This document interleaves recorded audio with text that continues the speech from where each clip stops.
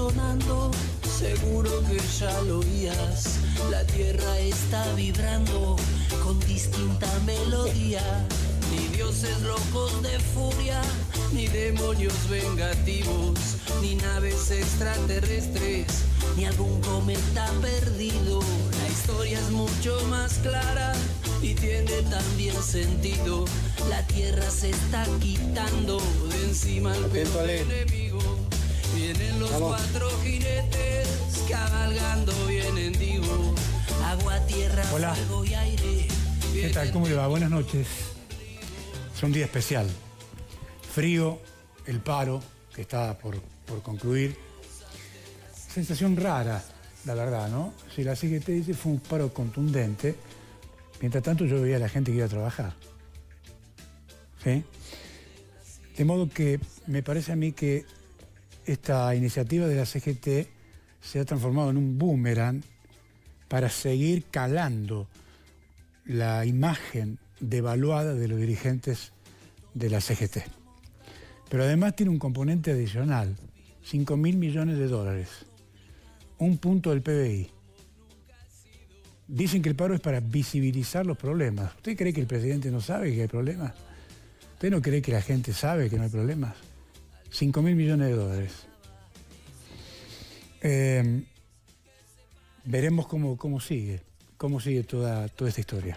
Vamos a estar con el vicegobernador en un minuto, Alberto Bernis, para preguntarle, porque hay como una sensación de que las provincias están en una tensa, diría yo, calma, no letargo, tensa calma, esperando a ver qué pasa en Buenos Aires, con la definición de la ley base, con el paquete fiscal, para seguir avanzando.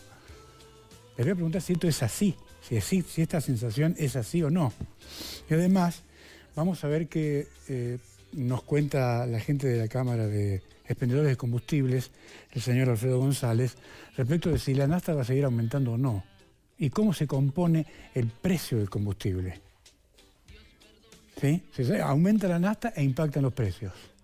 Se lo vamos a preguntar en un minuto nada más. Y a propósito, voy a buscar al vicegobernador que ya está aquí en los estudios. ¿Cómo le va? ¿Qué dice? El gusto es mío, el gusto verlo. Bien. Gracias. Bueno, cuénteme, ¿cómo han vivido hoy la jornada de protesta? Creo que comparto un poco lo que vos decías, es decir, me parece que el presidente de la Nación, más allá de nosotros pertenecer a otro espacio político y de no compartir tal vez muchas cosas o de plantear algunas cuestiones, ese segundo paro nacional que se le hace en los primeros 4 o 5 meses de gobierno. Esa es una cuestión que la misma gente creo que está viendo que no es el camino, es el de modificar cosas que se están en desacuerdo y el de plantear o profundizar algunas ideas que se pueden llevar adelante para sacar el país adelante.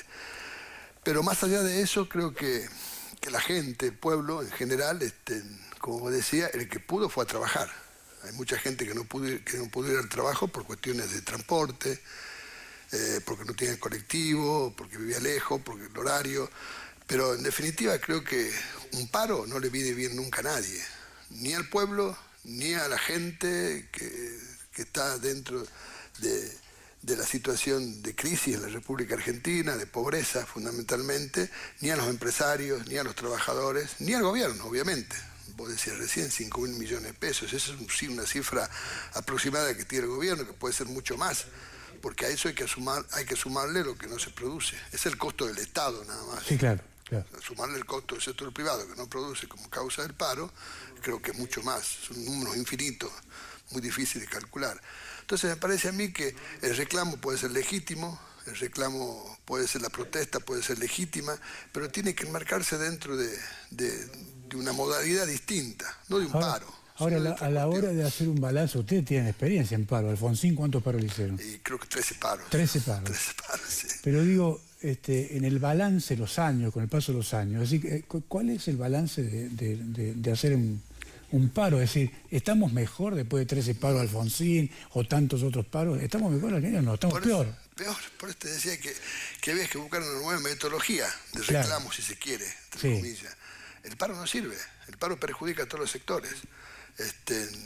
Y hay que buscar otras metodologías. Tal vez la metodología sea un paro a la japonesa, como se dice, ¿no? Que se trabaje más, digamos, claro, para hacer un reclamo. No, o incluso en Europa se está estilando parar por sectores. También. ¿No? Es decir, no estos paros salvajes como el de hoy, por ejemplo. Buscar otra metodología distinta, digamos. Creo que eso va a ser que puede ser bueno, digamos. Pero bueno, hay que estar muy, muy preparado para eso. La Argentina está muy atrasado en muchas cuestiones, no solamente en las cuestiones sociales, como estamos hablando, sino en muchas otras cuestiones que tienen que ver con la situación con la que nos encontramos en la actualidad, ¿no? Entiendo. Yo abrí el programa haciéndome la siguiente pregunta, una sensación, digo, las provincias, no Jujuy, todas, están con una tensa calma esperando que se definan las cosas en la capital, en el Congreso, digamos, ¿cierto? ¿Esto lo sienten ustedes? ¿Les está pasando en el gobierno o no? Sí, es una realidad, es parte de una realidad. Estamos todos esperando, y más, estuvimos reunidos con todos los vicegobernadores del Norte Grande, sí, con los 10 vicegobernadores del Norte Grande, y bueno, y en el debate del Norte Grande se discute esto, o sea, se discute el posicionamiento que tienen que tener los senadores que representan a las provincias, los vicegobernadores, que obviamente vamos en línea con el pensamiento de los gobernadores. Acá en Jujuy, cada reunión, cada planteo que yo participo, voy en línea con lo que plantea nuestro gobernador Carlos Sadir, por supuesto, que él se reunió hace 2 días con el Senado de la Nación, con el bloque de nuestro espacio político, para plantear el tema de la necesidad de la sanción de algunas cuestiones que tengan que ver con llevarle tranquilidad a la gente. ¿Es cierto que Sadir le dijo a Lustó, pará un poco? Sí, lo que pasa es que es cierto, porque Lustó, como presidente de nuestro partido político, tiene que consultar, tiene que convocar a los presidentes de los bloques, tiene que convocar a los gobernadores, tiene que convocar a la dirigencia principal de nuestro partido para que realmente a partir de ahí tomar posiciones, no tomar una posición personal. Él puede tomar una posición personal, obvio que lo puede hacer, pero como presidente de una fuerza tiene que tener una posición que sea por lo menos discutida, debatida, y en función del pensamiento de cada una de las provincias. Porque una cosa es opinar sin tener gestión y otra cosa es opinar teniendo la responsabilidad de gestionar. Como el caso de Carlos Sadir, tiene la responsabilidad de gestionar. Tiene que tomar la decisión que va a influir en la vida de 800.000 personas que somos los jujeños. Claro, entonces, en base a eso tiene que generar políticas. Claro, hoy hablaba con un empresario del transporte público de pasajeros y dice, estamos intentando digamos, abrir una mesa de negociación con la provincia para que siga poniendo aporte igual que la municipalidad por el tema del subsidio. Así es. El gobierno cerró la persiana y no hay caso de entrarle al gobierno. Imposible. De ninguna manera. Imposible. Esto, ahora, ¿ustedes piensan que lo pueden resolver el problema o no? Nosotros lo que pensamos es que a través del pacto fiscal, que está en la ley de base, por eso te decía que estamos todos esperando, puede hacer que las provincias, o tenemos la expectativa, o tenemos mucha fe, digamos, de que realmente se pueda hacer sacar dentro de la ley base una cuestión fiscal que signifique no una mayor coparticipación que la nación le regale a las provincias, sino que signifique algo que las provincias tienen por derecho propio, que es la coparticipación. Es decir, porque los recursos nacionales son producto del aporte que hacen las 24 provincias de la nación, y de ahí hay una distribución. En base a eso, si en la provincia de Jujuy logramos nosotros una mejora coparticipable, ya sea por impuesto a la ganancia, ya sea por impuesto a los bienes personales, ya sea por el blanqueo, por cualquier cuestión que tenga que ver el pacto fiscal, y conseguimos mayores recursos, obviamente que vamos a discutir no solamente una mejora en la política salarial, sino vamos a discutir también ver de qué manera se pueda funcionar el tema del transporte como corresponde. Vos fíjate que en el mundo el transporte está subsidiado, no es una cuestión de, en este tema no es una cuestión de los argentinos. No se discute el tema. No se discute. Y también conseguir recursos para generar y inclusive para seguir firme con el plan maestro que teníamos como idea en el gobierno, ¿no? que lo lanzó el ex gobernador Gerardo Morales, es decir, en el tema de la obra pública, en el tema del fortalecimiento de inversiones en la provincia de Jujuy. Los datos de la construcción son tremendo. En Jujuy había 10.000, por redondear un número, ¿no? Seguramente el secretario general Neira me va a decir que no, pero más o menos había 10.000 trabajadores en Jujuy. en la construcción, digamos, 10.000 trabajadores más de lo que había normalmente. Hoy hay 7.000 o 8.000 trabajadores sin trabajo por producto de estas políticas a nivel nacional que nosotros las queremos corregir.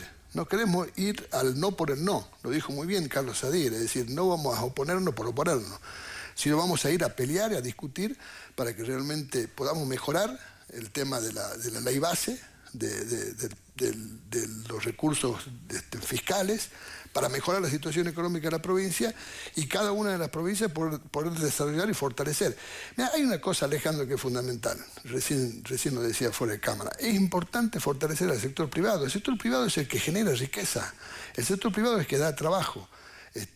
Tenemos que terminar con que la ilusión de una familia sea la que el hijo entre a trabajar al Estado o tenga un plan, o tenga... O sea, ahora, hay que terminar con eso porque no da más eso. La pregunta que le hago es la siguiente en función de lo que usted me plantea. Con una ley de contrato de trabajo de 50 años, ¿se puede fortalecer? No, es imposible. Por eso hay que mejorar esas cosas. Es imposible. Y estamos de acuerdo nosotros con el tema de las promociones para inversiones. La tenemos en Jujuy. En Jujuy somos un ejemplo, podría decir yo, de una ley de promociones que tenemos inclusive sancionada en el año 16 y que fue reeditada hace poco, donde no solamente perdonamos de impuestos provinciales a las inversiones, sino también planteamos la devolución del IVA, planteamos la devolución del famoso 931, que son los aportes patronales, y de esa manera van a venir capitales, van a venir. Lo dejo ahí, hacemos un paréntesis, no? Tengo que ir a la pausa. Gracias. Bueno, gracias. Ya venimos.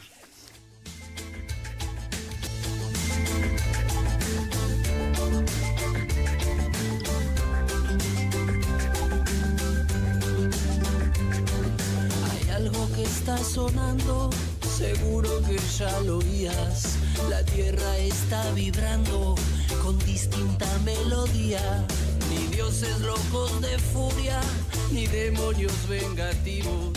Gracias, estamos en el aire. Nos acompaña el vicegobernador Alberto Bernis. Vicegobernador, yo tengo como una sensación de que el gobierno en algunas cosas, es decir, en la cuestión macro uno podría decir, bueno, está aprobando cada examen que se le presenta, la macro.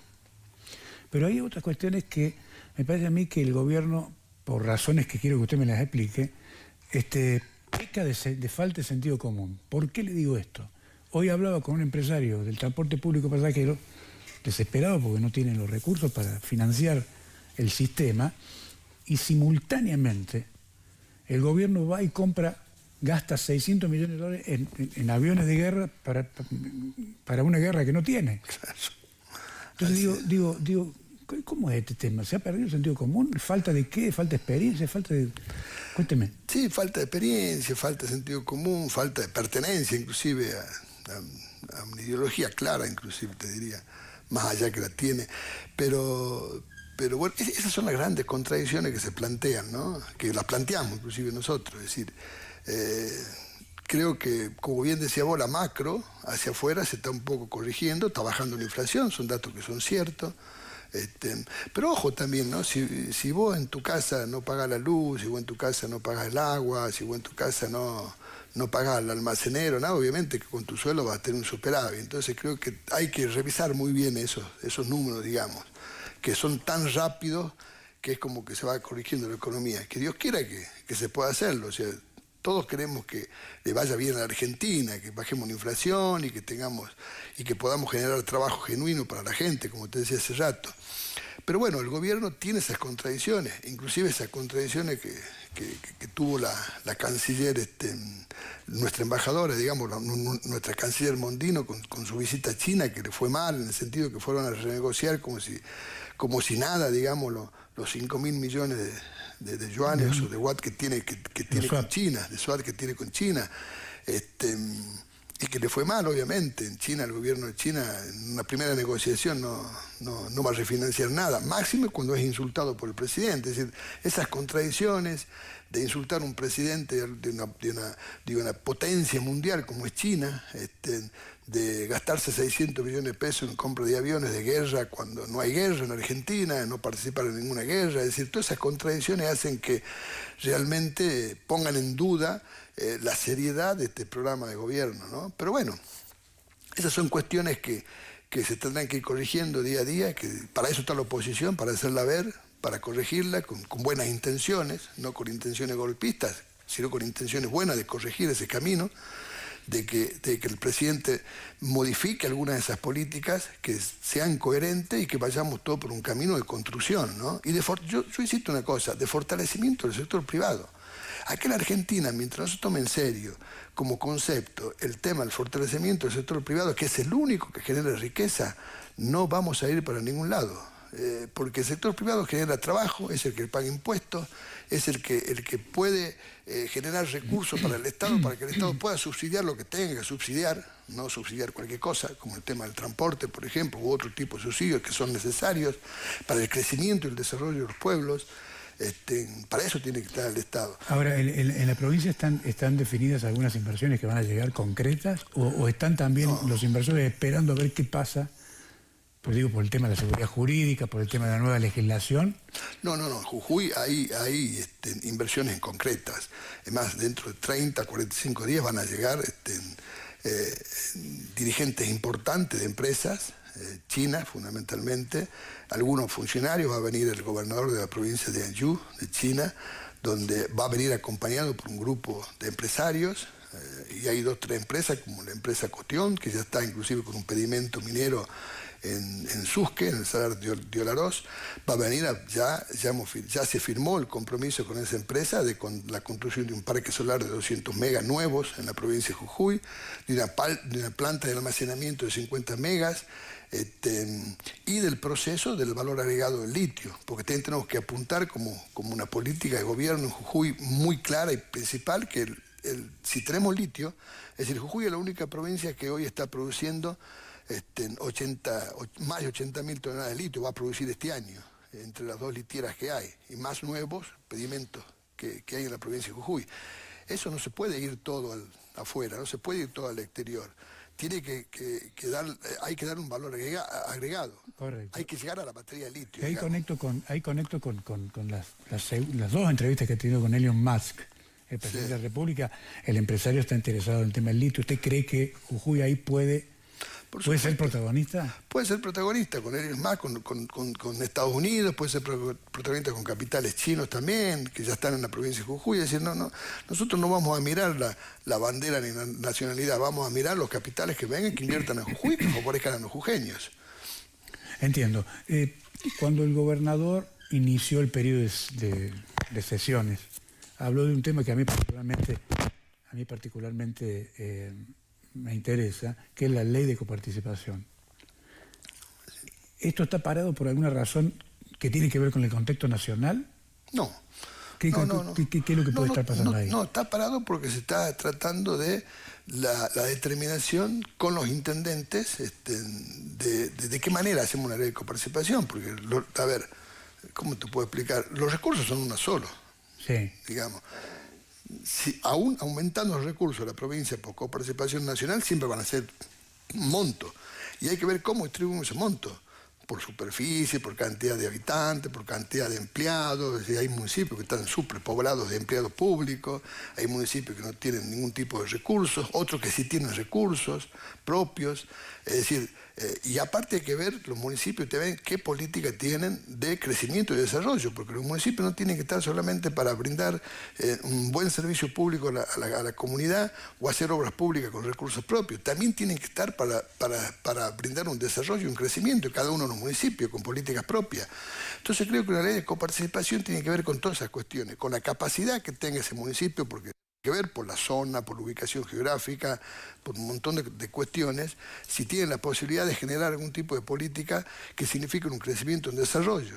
Y otros municipios, si no tienen, y ahí hay que hacer el equilibrio. Entonces hay que hacer una buena ley de coparticipación donde participen no solamente el gobierno de la provincia, por supuesto, y los municipios, sino donde participen todos los actores, porque todos se van a ver perjudicados o beneficiados, digamos, en base a una ley de coparticipación, porque tiene que ver con los recursos que va a tener cada municipio y los recursos que va a poder volcar ese municipio para el crecimiento de esa ciudad. Quiere decir que está parado, es decir, no está por tratarse sobre tablas, pero sí se está discutiendo en otros ámbitos. Sí, se está discutiendo en el ámbito del Poder Ejecutivo con los municipios para mandar una ley obviamente, que se va a empezar a discutir en la legislatura de nuevo, que seguramente llevará su tiempo, porque en la legislatura se va a convocar a todos los municipios, a todos los sectores sociales, políticos, económicos, empresariales, trabajadores, etcétera, etcétera, para sacar una ley que realmente tenga un consenso, no solamente con los diputados, sino con la sociedad, ¿no? Claro, entiendo. Han vuelto los créditos, esto es importante, ¿no es cierto? ¿Usted cree que esto va a ayudar porque ahora hay que reactivar la economía, ¿o no? Estamos en una recesión muy severa. Tremenda. Y por supuesto, el financiamiento es fundamental. Sin financiamiento no hay inversiones. Es muy difícil. Salvo excepciones muy chiquitas, como puede ser un blanqueo de capitales, ¿no? Que ingresen capitales para hacer inversiones. Pero el financiamiento, digamos, en una empresa seria, el financiamiento es fundamental para generar crecimiento y desarrollo. Así que es bueno eso, es una buena noticia que vuelvan los créditos. ¿Cuál es la opinión de los vicegobernadores del Norte Grande? ¿Ellos entienden de que estamos frente a un gobierno que mira al puerto nomás? ¿O creen que se puede comenzar con el proceso de federalismo en Argentina algún día? Así es. Obviamente que la mayoría piensa que tenemos un gobierno que mira el puerto nada más, pero que también la mayoría piensa que eso se puede modificar con el propio gobierno, o sea, hablando, dialogando, discutiendo. ¿El hombre es quién es? Franco. Exactamente. El ministro del Interior Franco entiende muy claramente, por eso que él participa muchas veces de muchas reuniones, inclusive que no son públicas, donde se habla este tema. Y te digo, y los 10 gobernadores o los 10 vicegobernadores del Norte Grande coincidimos en ese objetivo central, más allá de que hay distintas fuerzas políticas. Hay gobernadores de partidos provinciales, hay gobernadores que son del radicalismo, del Frente Cambia, o de Juntos, perdón, o de Cambiemos, o gobernadores que son del peronismo, donde hay distintas visiones políticas, digamos, pero hay un objetivo en común. Casualmente la semana que viene, el jueves y viernes, nos vamos a juntar en Tucumán, ya va a ser una reunión programada, donde van a ir diputados también, provinciales, vamos a actuar como Parlamento del Norte Grande, y vamos a tener previamente también otra reunión más los vicegobernadores, donde seguramente de allí saldrá este posicionamiento que me preguntás, ¿no? La coincidencia que tenemos que tener para salir adelante. Yo siempre planteo en todas las reuniones, hablemos sobre las coincidencias. Los que estamos en desacuerdo lo dejemos para el último, porque si empezamos a discutir lo que estamos en desacuerdo, nos peleamos antes del tiempo y no resolvemos nada. Entonces hablemos sobre lo que estamos de acuerdo, que es el federalismo, que es el tema de terminar con las distintas asimetrías y desigualdades que hay con el interior, en materia de subsidio inclusive, en materia de que solamente los gobiernos miran al puerto, que no solamente fue este gobierno, sino muchos signos políticos, inclusive está el nuestro. Parece que en Argentina es como una cuestión cultural eso. Parece que no está terminada todavía el conflicto entre militares y federales. Claro, pero entonces, digo, se nos pasa la vida y no exactamente. No se resuelve. No se resuelve.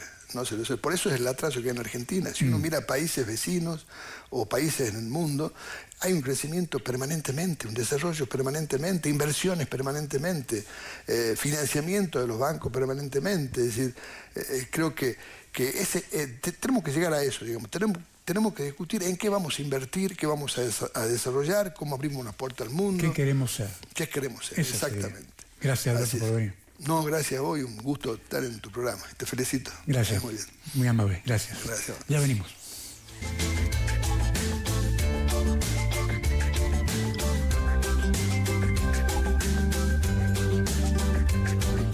Hay algo que está sonando, seguro que ya lo oías. La tierra está vibrando con distinta melodía. Ni dioses locos de furia, ni demonios vengativos, ni naves extraterrestres. Gracias, estamos en el aire. Nos visita Alfredo González, presidente de la Cámara de Expendedores de Combustibles de Jujuy. ¿Cómo le va, Alfredo? Gracias. ¿Qué tal? Buenas noches, ¿cómo están? ¿Cómo está? ¿Va a seguir aumentando la nafta o no? A ver, hoy por hoy el combustible ya ha llegado a valores internacionales, quedaba un último tramo, por así decirlo, del descongelamiento de la parte impositiva del impuesto al ITC y del impuesto al CO2, que se venía cuando se descongeló, cuando fue el cambio de gobierno, cuando se descongela este impuesto, se decidió hacer en tramos de entre el 4 y el 5%, para que el golpe no fuera directamente. Recordemos que este impuesto estuvo congelado durante 13 trimestres. Es un impuesto que se iba actualizando trimestralmente y por decisiones del gobierno anterior se iba posponiendo esa actualización. Cuando vino este gobierno, lo que decidió fue descongelarlo de a poco.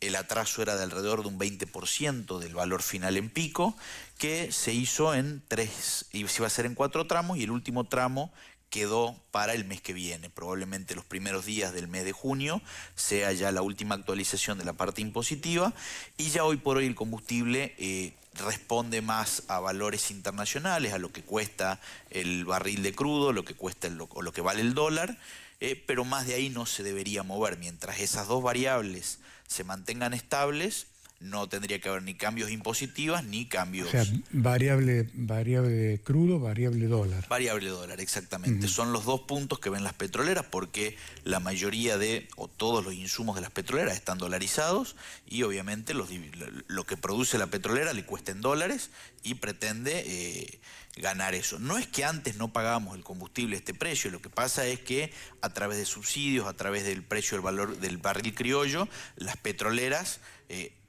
tenían ingresos por otro lado y los argentinos lo pagábamos vía impuesto. Que eso era muy distorsivo, porque estábamos regalándole a los países vecinos, a Paraguay, a Chile, un combustible que costaba 30 centavos de dólar cuando en su país costaba $1, $1.20.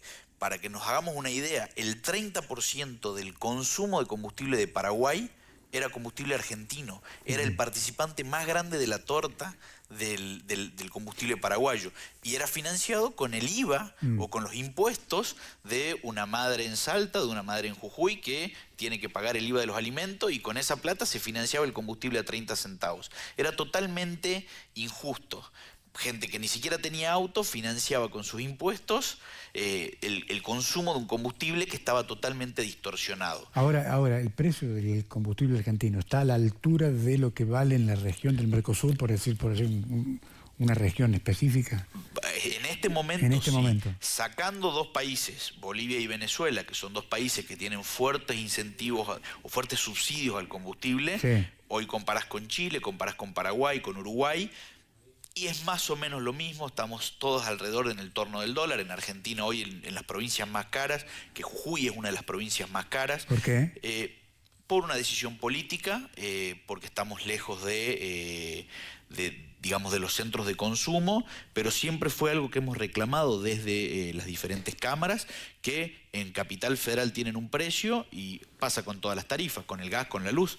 En Capital tienen una tarifa, y nosotros acá en Jujuy, que no tenemos los sueldos más altos de todo el país, sí tenemos el combustible más caro. Es decir, el poder adquisitivo es otro. Exactamente. Y estamos pagando más caro que los demás. Exactamente, y es una decisión política que se ha adoptado durante muchísimos años, sí, y que sigue siendo hoy así. ¿Y usted cree que esto en algún momento se puede llegar a modificar o no? Nosotros venimos peleando por eso, venimos peleando porque tengamos un precio equitativo en todo el país, porque no somos ni ciudadanos de primera ni ciudadanos de segunda, creo que todos somos argentinos y deberíamos tener un combustible equitativo en todo el país, y no en Buenos Aires un precio y en el interior otro.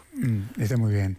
En el tema de la jornada de hoy, ¿tuvo impacto en la venta de combustibles en Jujuy o no?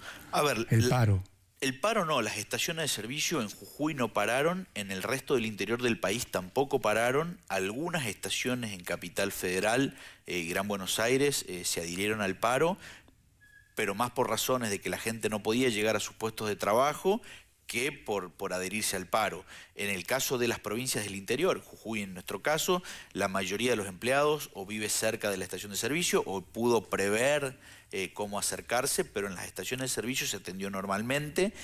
Fue más un día sábado, por compararlo con algo, porque al no trabajar la administración pública, no trabajar los bancos, hubo mucha gente que no salió a la calle, y eso hace que las ventas disminuyan, pero en general se atendió normalmente. Ahora, el proceso recesivo que estamos viendo, que ha provocado la baja de la inflación, ¿impacta en los surtidores o no? Sí, a nosotros nos ha pegado muy fuerte todo este acomodamiento de precios que hubo, básicamente porque el hecho de que no solo subieron los precios de los combustibles muchísimo, que eso es cierto que ayudó a las estaciones de servicio, pero por otro lado, las ventas han caído en el último trimestre un 30-35%, y cuanto más uno se acerca a las rutas, que es donde el consumo puede variar más, por esto que Chile o Paraguay ahora ya tienen el combustible a los mismos valores, todas esas ventas ahora se hacen en los países de origen y de destino de la mayoría de los camiones.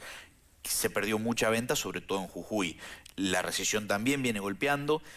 Igual hace mucho ya se viene observando que el combustible pasó a ser un bien de primera necesidad. Ya no es como antes, que el combustible, cuando salía más barato que el agua, la gente salía el fin de semana a pasear en el auto, te podías dar hasta el lujo de limpiar piezas en un taller mecánico con combustible nuevo. Hoy por hoy el combustible ya volvió a ser un bien preciado, y así debería ser, con lo que cuesta producirlo y con lo que le cuesta la distribución y todo lo que tiene que ver con el combustible. No debería ser más barato que el agua. Tenemos que entender que se saca de 3.000, 4.000 metros bajo tierra, se refina y eso llega a las estaciones de servicio. Entonces, la recesión sí pegó muy fuerte en las estaciones de servicio. Yo creo que hacía falta transparentar los precios del combustible a valores internacionales para que se pueda desarrollar la actividad y para que en Argentina vuelvan las inversiones.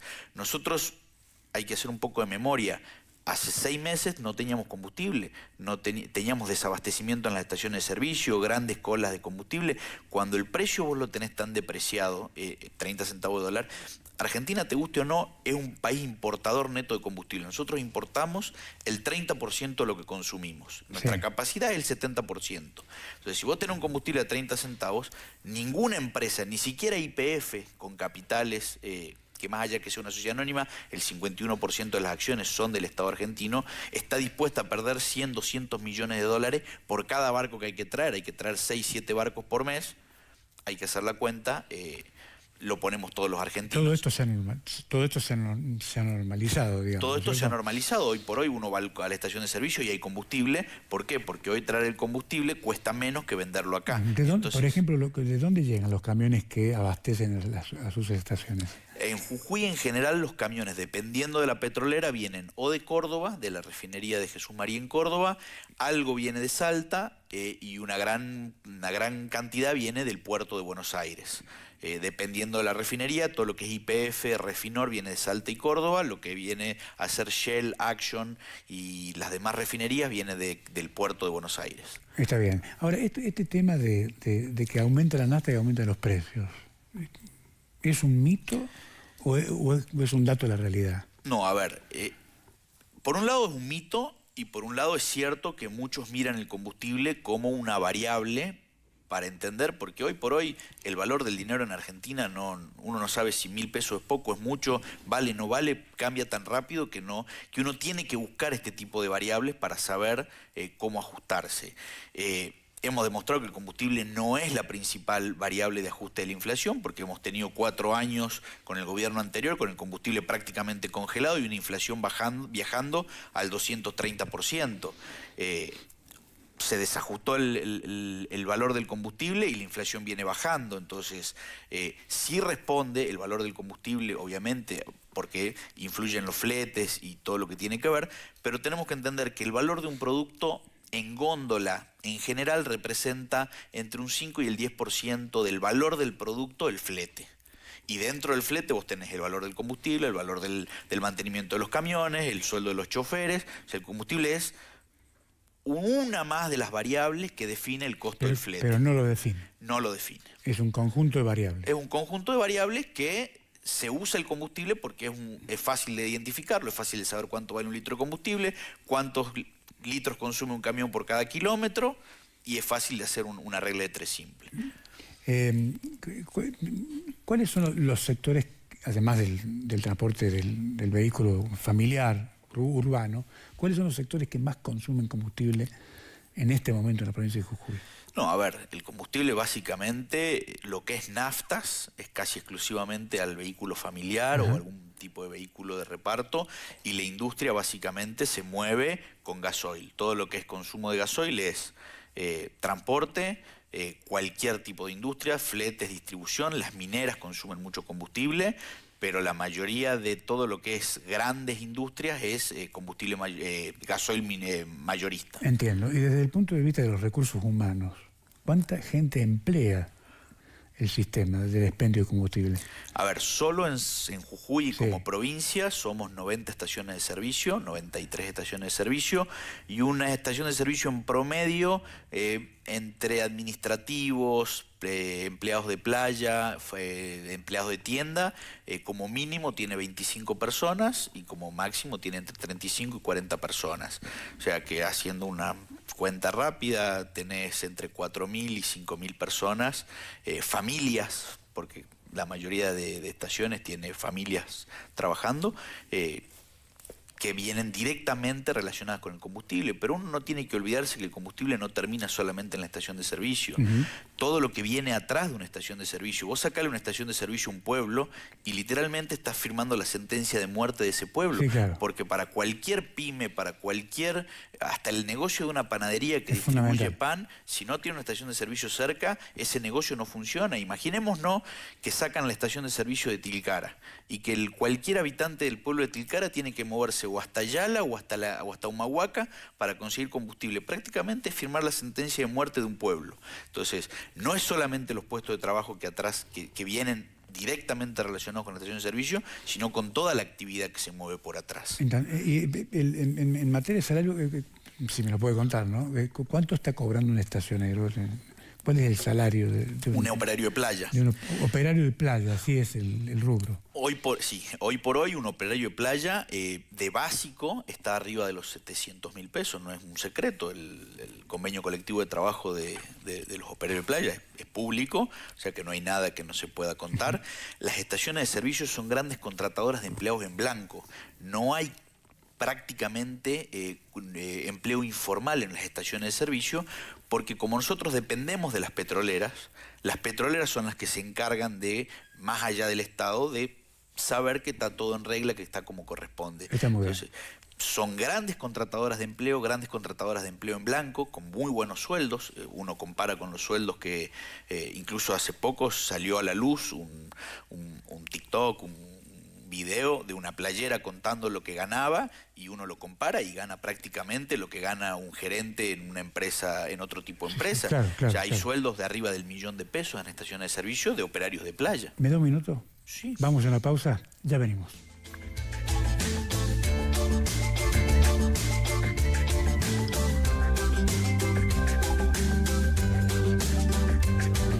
Hay algo que está sonando, seguro que ya lo oías.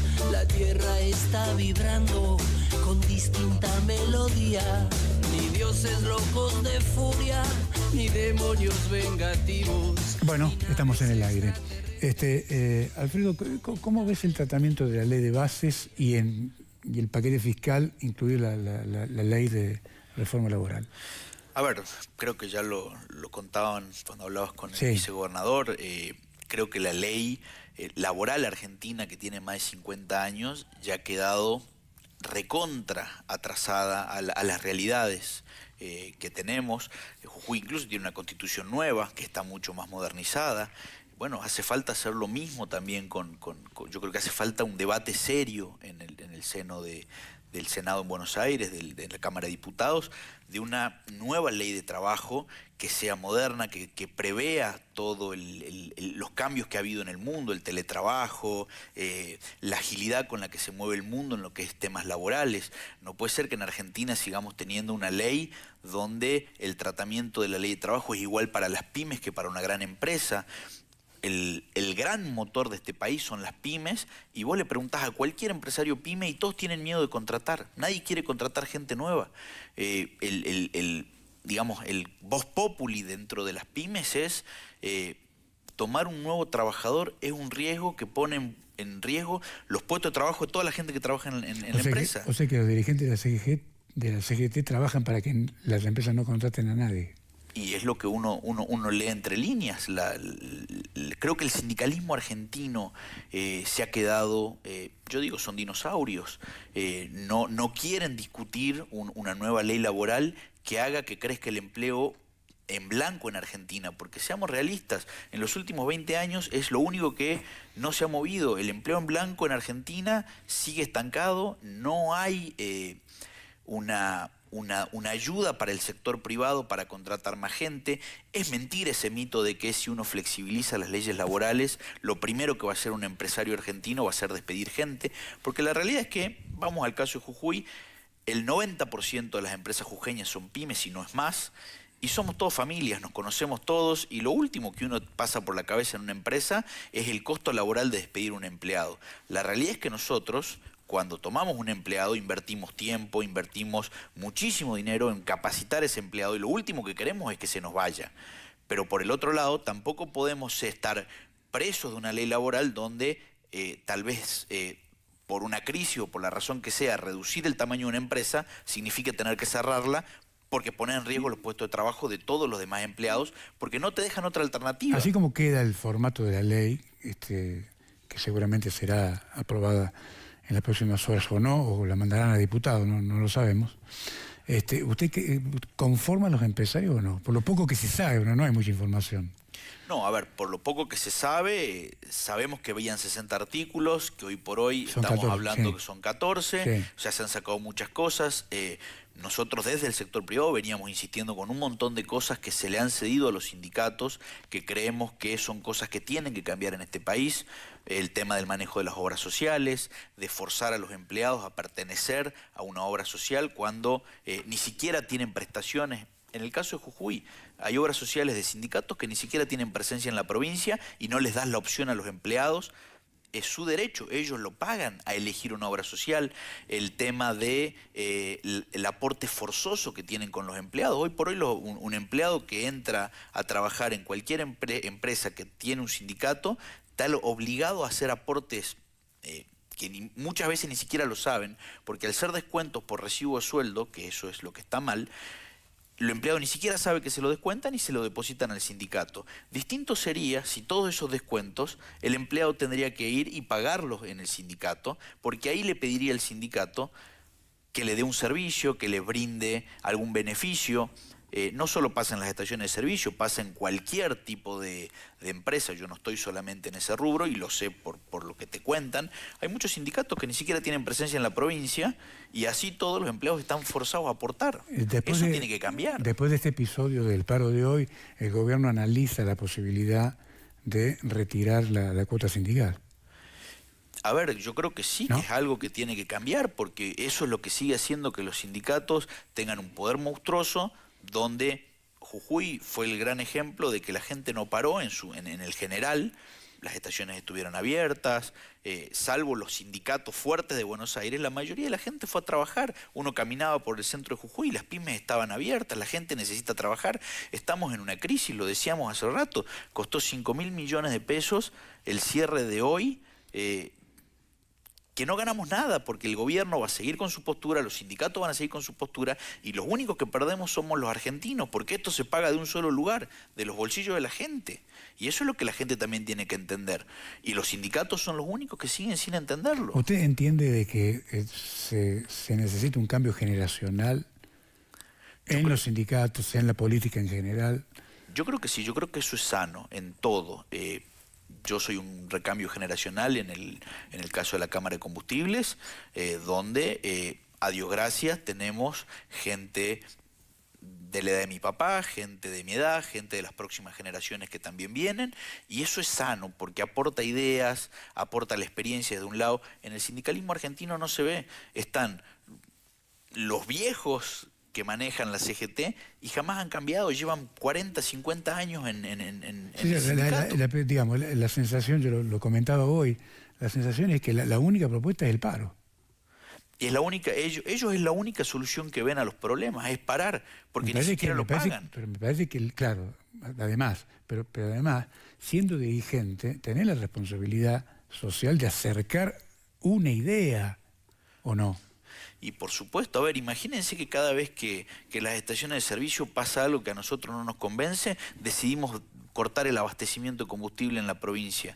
Es una locura. Nosotros como dirigentes, tanto empresariales como sindicales, deberían buscar otras alternativas que no sea joder, perdón que lo diga, joderle la vida a la gente, porque todas estas medidas, al único que no le molesta es al político de turno, porque la realidad es que va a seguir trabajando, va a seguir en la suya. Al que le molesta es al ama de casa que tiene que ir a llevar a los chicos al colegio, a la empleada doméstica que tiene que ir a trabajar a la casa, que hoy perdió el día.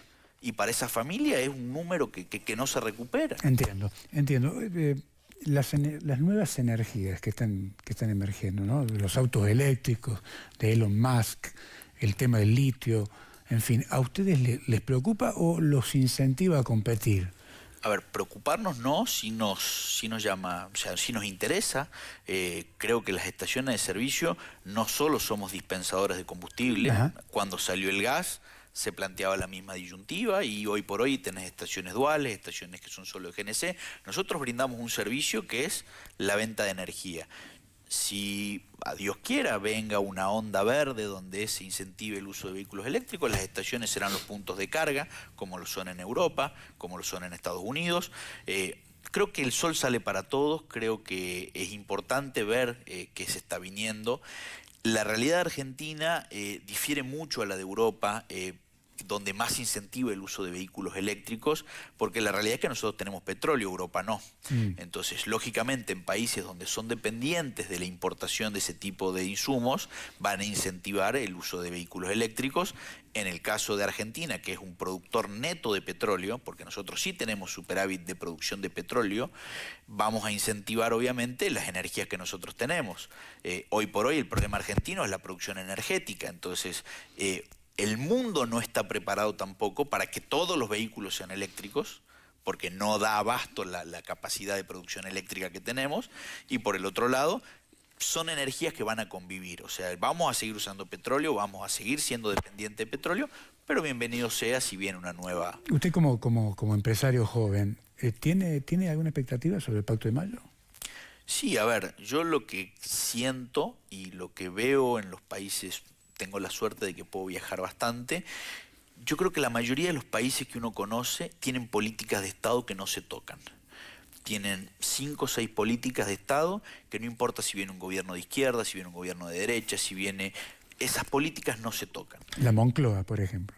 El caso de Argentina es un caso particular. Nosotros vamos de un extremo al otro, exacto, sin importar si en esos cambios destruimos todo en el medio. Vamos a Chile. Chile tiene una política con la minería, una política con la energía, una política en cuanto a la seguridad jurídica que hace que las empresas vayan e inviertan. Viene un gobierno de derecha, viene un gobierno de izquierda, esas políticas no se tocan.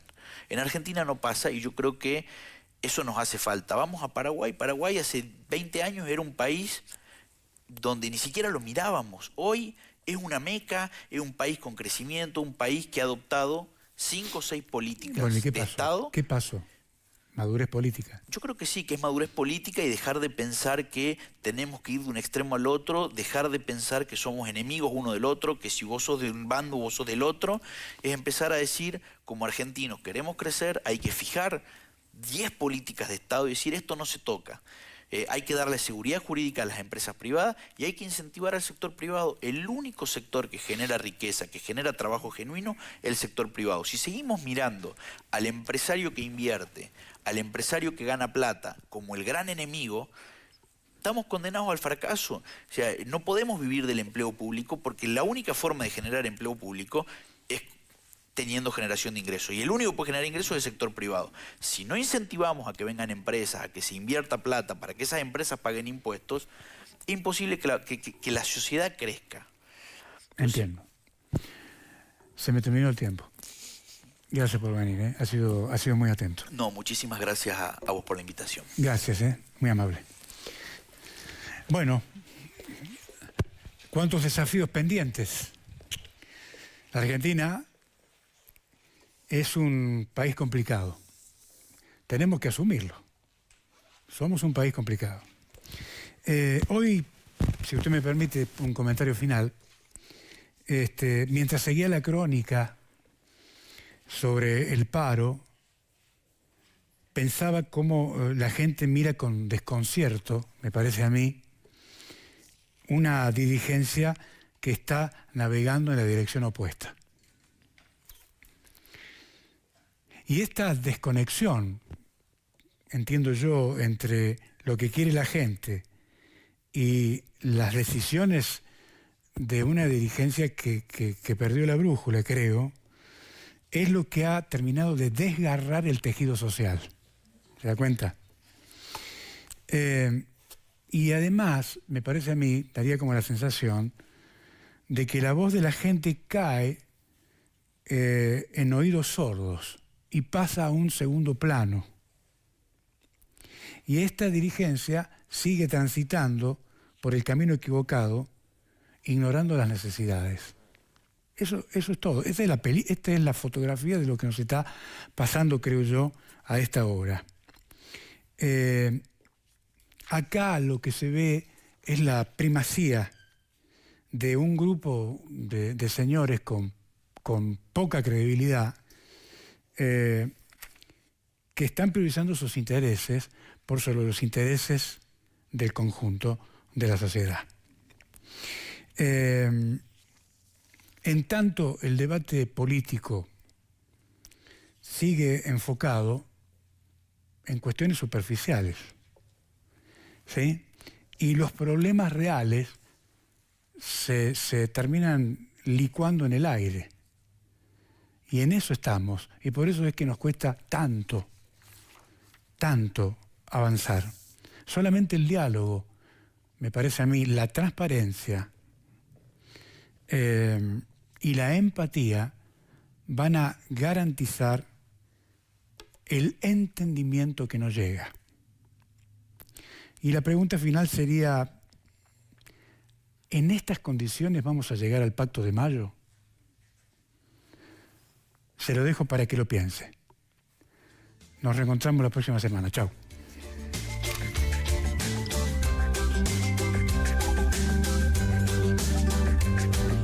Hay algo que está sonando, seguro que ya lo oías.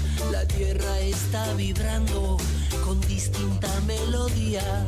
Ni dioses locos de furia